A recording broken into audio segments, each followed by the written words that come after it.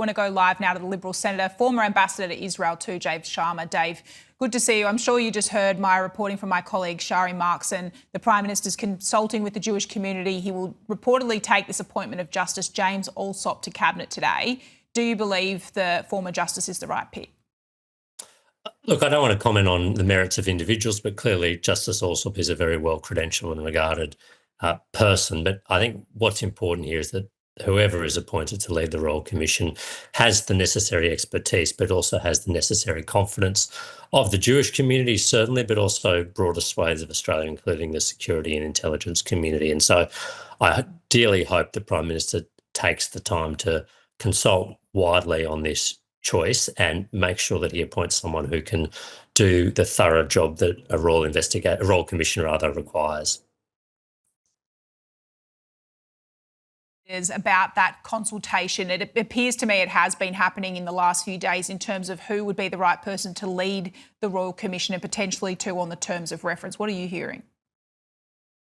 Look, that's certainly what I'm hearing. I mean, I've been pleased to see that there has been some movement by the Prime Minister towards a Royal Commission after, I think, some inexplicable obstinacy in the wake of the Bondi tragedy. And I think it's unfortunate that the family members of victims, rather than spending this time grieving and mourning, have had to engage in an open and public advocacy campaign for the Prime Minister to see the light. But I'm encouraged that he now seems to be doing so. And of course, if he sets up a Royal Commission, it needs to be a genuine and fair dinkum exercise that will have broad powers, broad scope, broad terms of reference, and where the commissioners have the full confidence of the communities concerned. And my understanding is the Prime Minister and his team have been engaging in those sorts of conversations over the last few days, and I very much welcome that.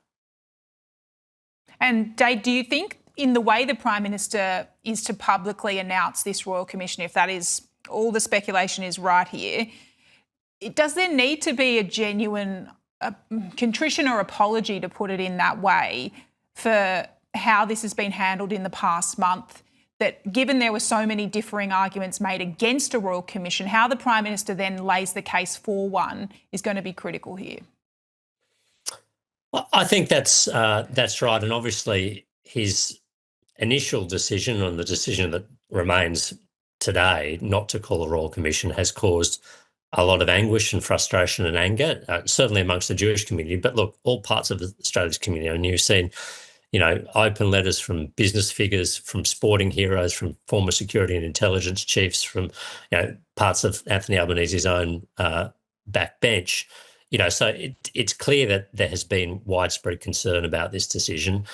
How he manages the turnaround from that, I'll leave to him. But I think it's important to acknowledge that there has been a widespread public outpouring of support for the idea that we need to have the strongest possible mechanism available and used to make sure that something like this never happens again in Australia.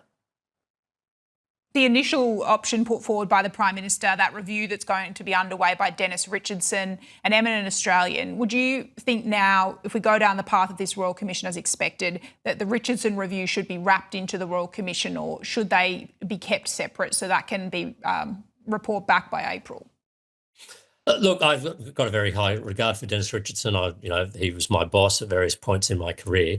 I think he will do a good job, and I think it's important that that work continues. That's obviously on a shorter time frame than the Royal Commission, and if he uncovers and finds things that can be addressed without going through the exhaustive process of a Royal Commission, then I think that should absolutely happen. So I don't see the need. I don't see why these two processes can't take place in parallel. One is obviously over a longer time frame, one is over a much shorter time frame. And it's important that at least, this, I hate to be ominous here, but the clock is ticking here, and we would like to make sure that any steps we can take or any failings that the 14th of December attack revealed are addressed as quickly as possible. So the Richardson Review provides one mechanism to do that, but it's not sufficient on itself, I don't think. And that's why a Royal Commission, I think, should be able to proceed in parallel. Another part of this is going to be Parliament coming back early. We still don't have the date of that locked in, but it is going to be before Australia Day, is my understanding.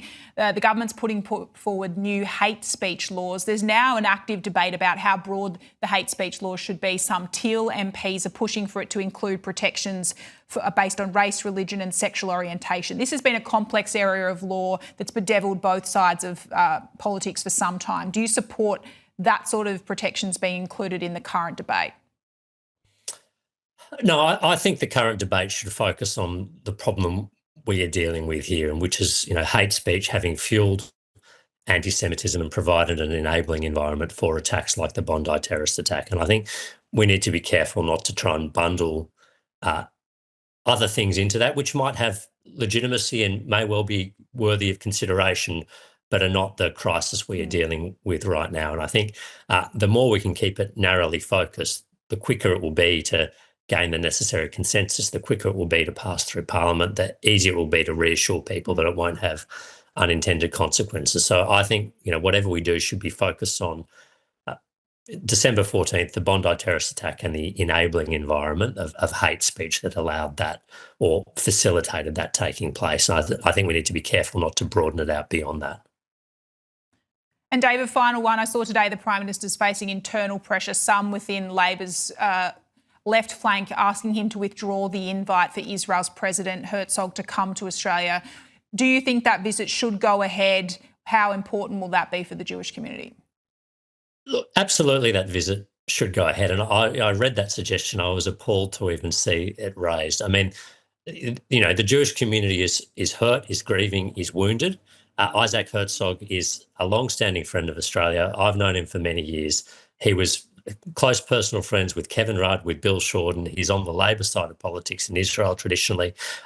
Someone from the Labor Party, no one from the Labor Party in Australia should have any objection to a head of state from a friendly country coming to visit and provide comfort to members of the Jewish community at this traumatic time. And I'm offended and appalled that people are even airing these sorts of issues right now. Yeah, strong comments there from Dave Sharma, Liberal Senator. Appreciate your time today. Thank you. We'll see where this lands. Thanks so much, Trudy.